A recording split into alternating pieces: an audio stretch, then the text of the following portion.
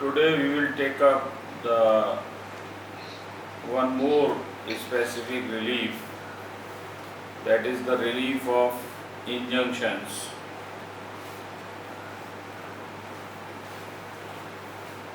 Injunctions, what does it mean? How can it be classified under different heads? So broadly speaking, the injunction means uh, mandate of the court, order of the court, whereby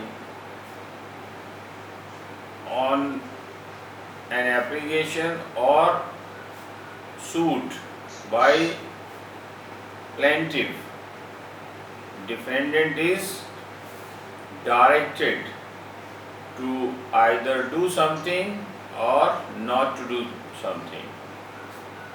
So injunction you can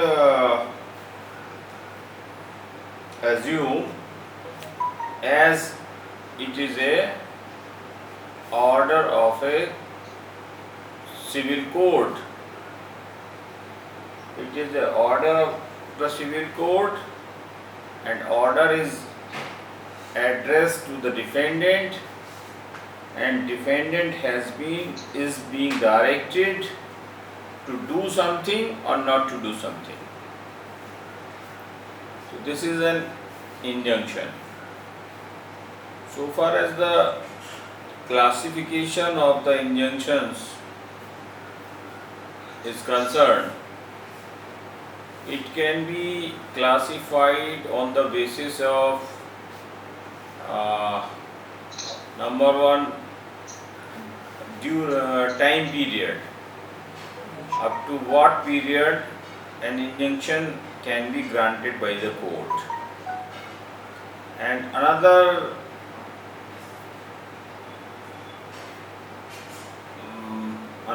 classification of the injunction may be based on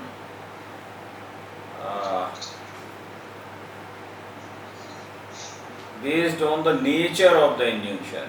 Nature of the injunction means injunctions directing the defendant to do something, to do some positive act, and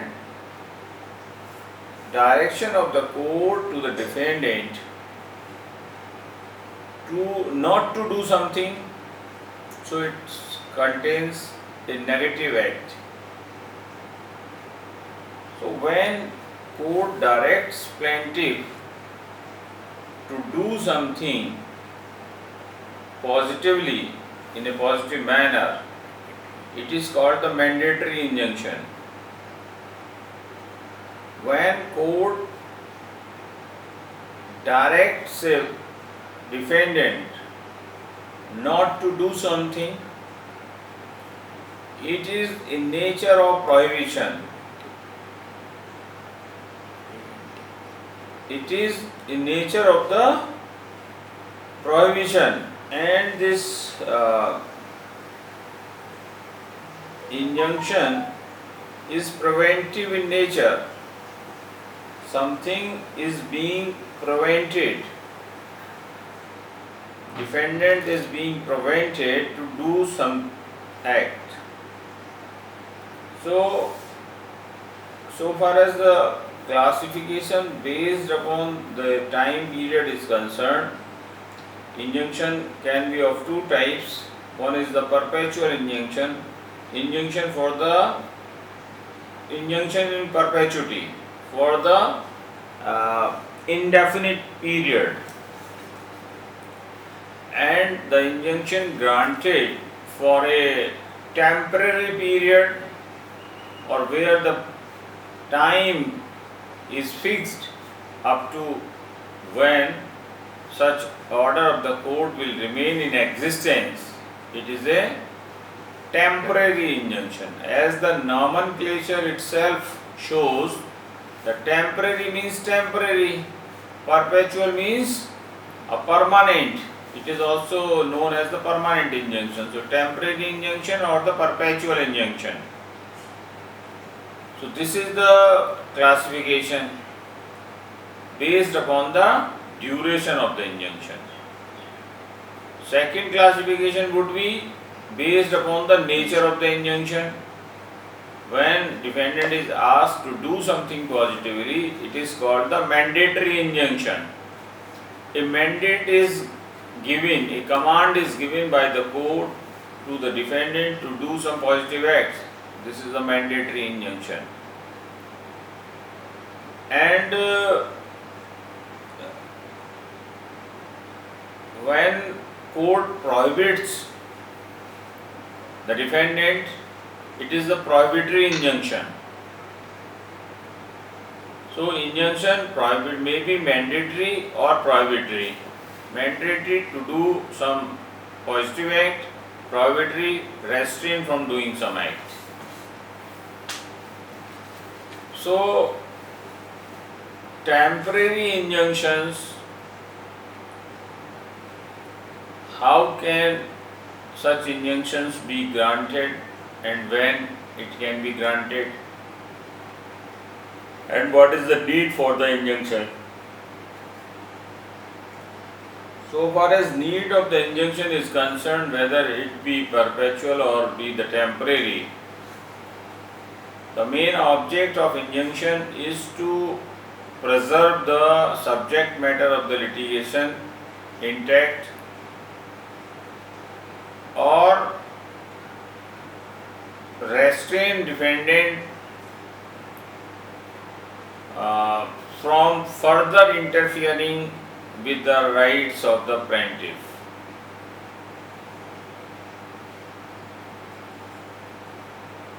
Now, how these injunctions can be granted?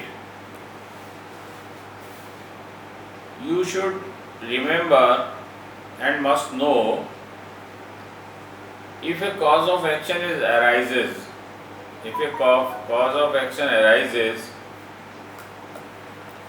what is the remedy whose rights are being interfered with? The remedy lies under section 9 of the CPC to file a civil suit. The proceeding which is to be filed is the suit. How the suit is filed? Suit is filed by presentation of the plaint. When we will cover CPC, we will elaborately discuss in detail. So, for any relief from court, what is first and foremost necessity is that there must have arisen a cause of action. If no cause of action has arisen, no suit can be filed. If suit is filed where no cause of action has arisen, it will be dismissed. So after arising this cause of action, the plaintiff whose rights are interfered with by the defendant files a suit by presenting a plaint in a civil court using the jurisdiction of the court under section 9 of the CPC. What will such plaintiff ask in such plaint? Naturally, the plaintiff will ask a remedy. Remedy may be in the form of a mandatory injunction, if such command has to be given, or a prohibitory injunction, restraining the defendant from doing some act. If we take the example that A and B are two neighbors, and wall of the A's house is being demolished by the B illegally. Now what remedy this A will seek from the court? He will seek that B be directed to restore back the demolished wall. So this relief is in nature of a positive command to the defendant, Mr. B, defendant, you reconstruct the demolished wall. So this is called the mandatory injunction, where court has mandated to do something. Suppose the wall has not been demolished, but is trying to demolish the wall and making attempts, and A wants to save his wall. What he will do? He will file a suit because on threat cause of action has arisen, and what relief A will claim or seek in the plaint? The remedy for the A would be that defendant be restrained from demolishing the wall of his house. So this relief is in nature of prohibitory injunction. Prohibit the defendant to demolish wall of my house. Charger.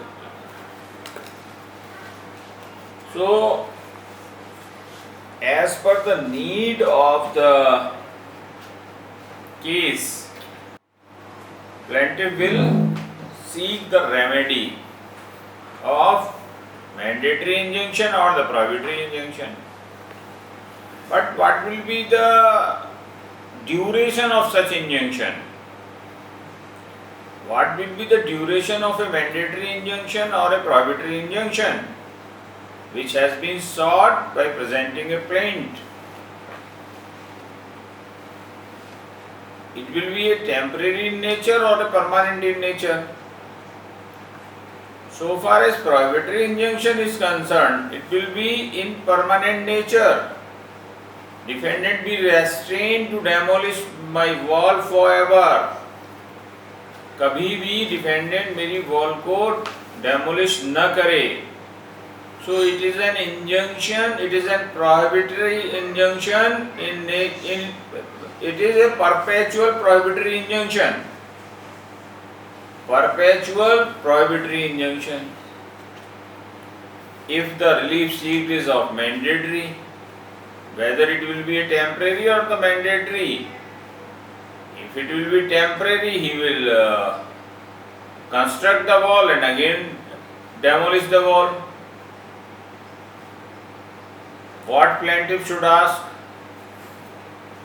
Plaintiff cannot ask that defendant be directed to construct the wall of his house permanently, forever in my life, because once the demolished wall is constructed, the relief sought is completed. So mandatory injunctions require one-time compliance. Mandatory injunctions do not require the compliance again and again. Once the defendant has complied with the direction, the injunction is complied with. If wall is again demolished by the same defendant, it cannot be restored back again with the help of a previous decree, because it is a now new fresh cause of action has arisen, so fresh suit has to be filed. One cause of action, one relief over, cause of action over.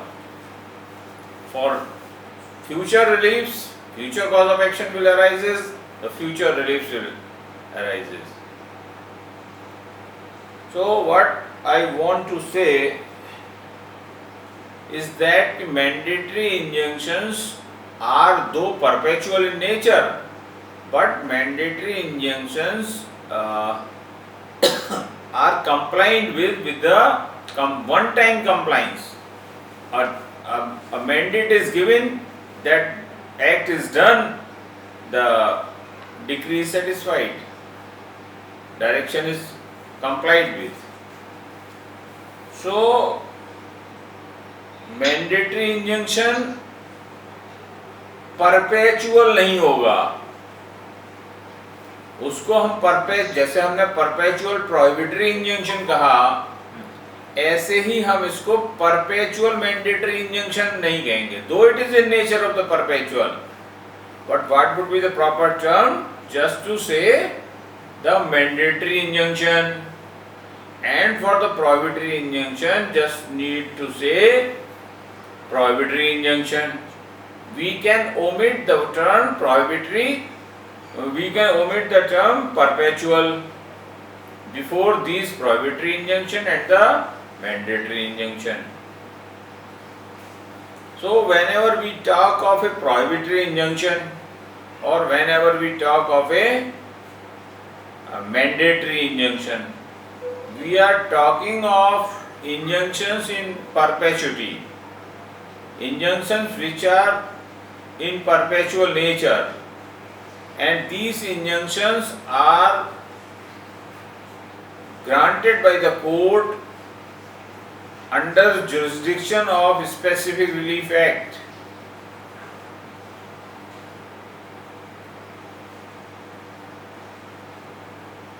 But if suit is filed for restraining the defendant, notices will be issued, the defendant will be heard, evidence will be taken, Amin commission report will be taken, then the suit will be finally decided. It will take long and long time, it will require more and more time, and threat of demolition is still subsisting. Plaintiff is crying for justice. Court, please stop defendant. He will demolish my wall. What the court should do? Because court cannot decide the suit in a very short period or on a very first date. So to preserve the subject matter,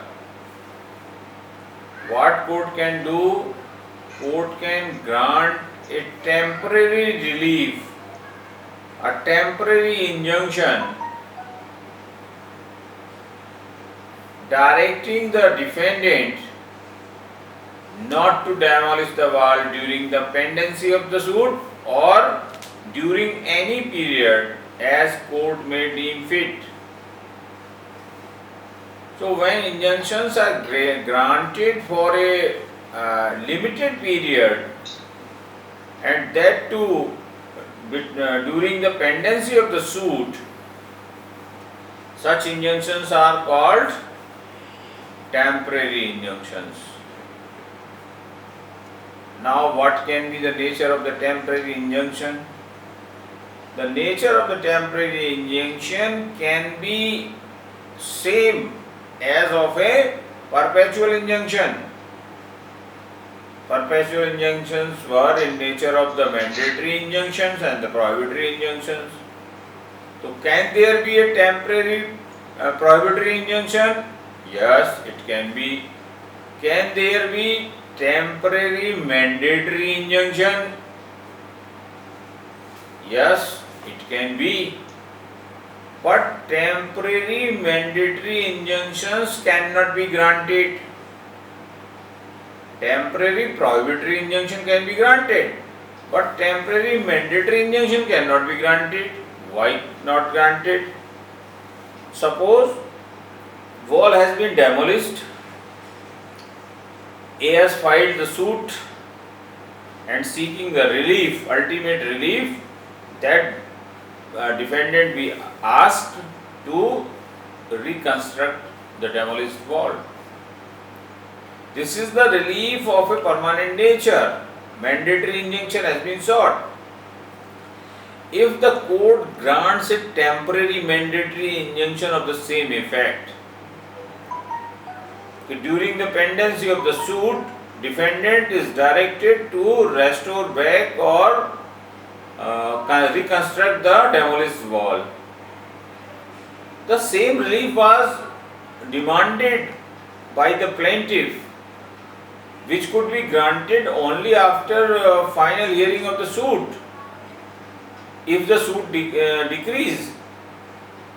So, granting of this temporary mandatory injunction would virtually be a case of decreeing the suit without hearing at the very first date. So, this is the reason why the mandatory temporary injunctions cannot be granted, because grant of temporary mandatory injunction would result into virtual decreeing the suit. The relief which could be granted only after the final disposal of the suit is being granted at a very initial stage, and this relief is granted what the plaintiff more requires. Plaintiff does not require more. His suit is almost decreed. He will keep the suit pending for the years to come, and on the final stage, court comes to the conclusion, no, this wall was demolished on account of rainy season. It was not demolished by B, but you gave the punishment to the B. B at his own course reconstructed the wall in compliance of your mandatory temporary injunction. So, very worthy to note that temporary mandatory injunctions cannot be granted. One more aspect of the injunctions.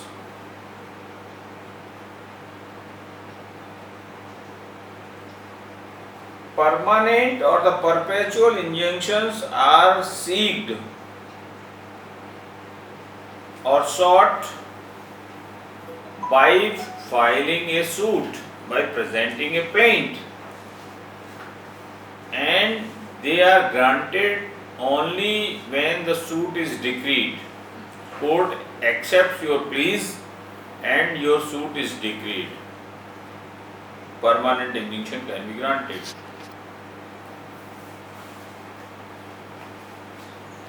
But temporary injunction is only for a limited period. It can be granted on an application made in the suit. So don't forget it. Unless a suit is there before the court, temporary injunction cannot be granted. A temporary injunction can only be granted when a perpetual injunction has been sought by the plaintiff by presenting a suit, plaint. So it is not a case where plaintiff just goes to the court, makes an application to the court for temporary injunction, makes an application under Order 39 Rule 2. This application would not be maintainable, nor it will be maintainable under Section 151 CPC. What is necessary for moving such an application? That a suit must be before the court. Unless any proceeding is before court in the nature of suit, the temporary injunction application cannot be moved, or in other way, the temporary injunction applications can only be entertained only in a proceeding of a suit. During the pendency of a suit, during the procedure of trial of the suit, right from the date of institution to the date of decree, an application for temporary injunction under Order 39 CPC would be maintainable. If no suit, no application. Order 39.